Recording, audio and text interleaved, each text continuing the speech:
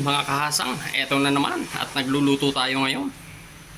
So meron tayong panga ng tanigi. So 2 piraso ang ulo, yung panga. So isigang natin to guys para may pangulam tayo ng tanghalian. Yun. So pwede na nating ihibaw to. Ang ating menu for today is ulo ng tanigi.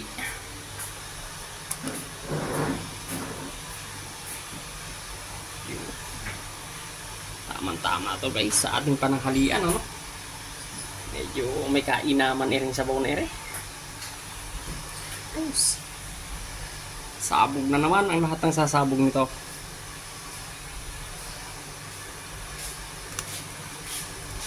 Yun, pakuluin lang natin. At ilagay na natin itong ating mga gulayan mamaya. Ayos!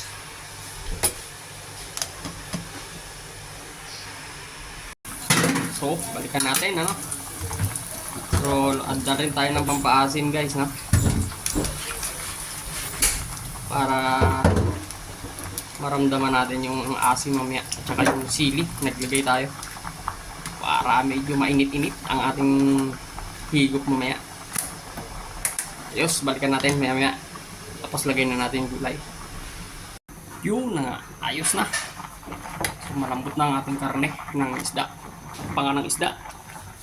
So lagyan na natin yung ating gulay, no? Meron tayong pechay tsaka okra. So ayos na ayos yan.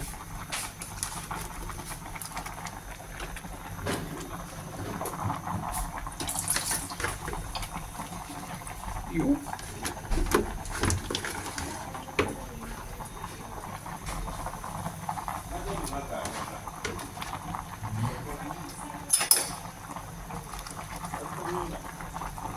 Ayaw, sipol na naman ere.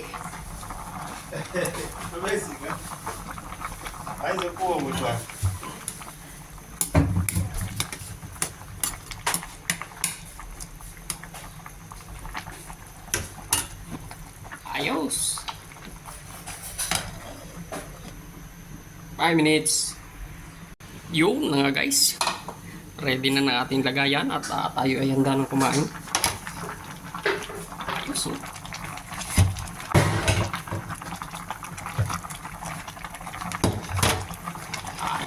Ayos oh. Yes, patayin na natin. Baka ma-overcook ang ating gulay. Ayos.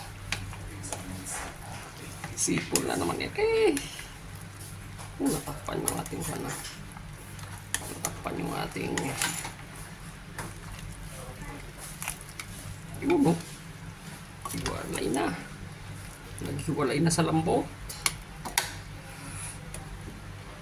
Yun. Lagyan natin ang gulay, pampalakas. Yun.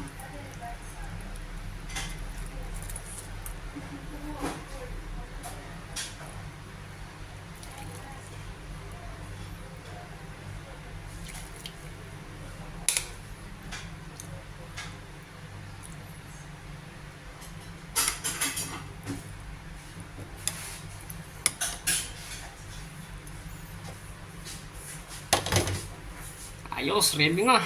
Kain na tayo. Guys, ready na ang ating pananghalian for today at may kasamang Coca-Cola.